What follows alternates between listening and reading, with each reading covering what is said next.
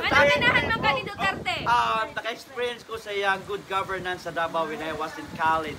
I live in Davao for 4 years. So, Okay. nakita gyud ako unsa ka safety, unsa ka progressive ang Davao in my 4 years nga nakapuyo ko dito. So, Duterte forever. Unsa imong mensahe ni tatay nga para baron siya ang tawon sa prisuhan Sierra Isa? Just stay well, Tay, and you're always in our prayers. Alright, thanks kuya. Next, Bring home Katrina. PRRD! Nganong ganahan ka ni Duterte? Pilay bayad nimo? Dili ko mabayaran basta si Duterte, but he brings peace of mind even if I'm here in Chicago, knowing that my family is safe in the Philippines. That's it. Yes, thanks ka. Dexter, nganong ganahan ka ni Duterte? Oh, I like Duterte because he's doing sacrifices for all of us Filipinos. Yes. Love Duterte. Rupar Daito. Boyo, nganong ganahan ka ni Duterte? Kay ang mga dragon sa Dipolog nawala tanan. Woo! Ate Marilyn, nganong ganahan ka ni Duterte?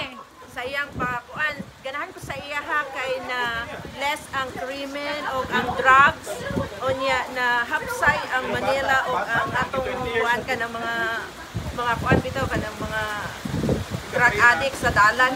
Unsa imong mensahe para sa atong tatay nga intawon karon to sa Netherlands? Akong mensahe, tatay, fight, fight, fight. Yes! Alright! One more scream! Bring Duterte! Duterte! Duterte! Okay na. Woo! Ikaw, Pati! Ganong ganahan ka ni Duterte? Ganong ganahan ka ni Duterte? Dahil sa kanyang ano tawag dyan yung war against Drugs. Yes. War against Pila may bayad ni Duterte nimo? wala oy zero. Alright! Yes! Duterte! Okay, te. Thank you, te.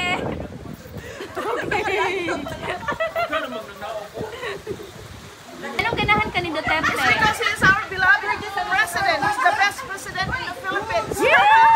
Duterte! Ang sa imong message si Duterte?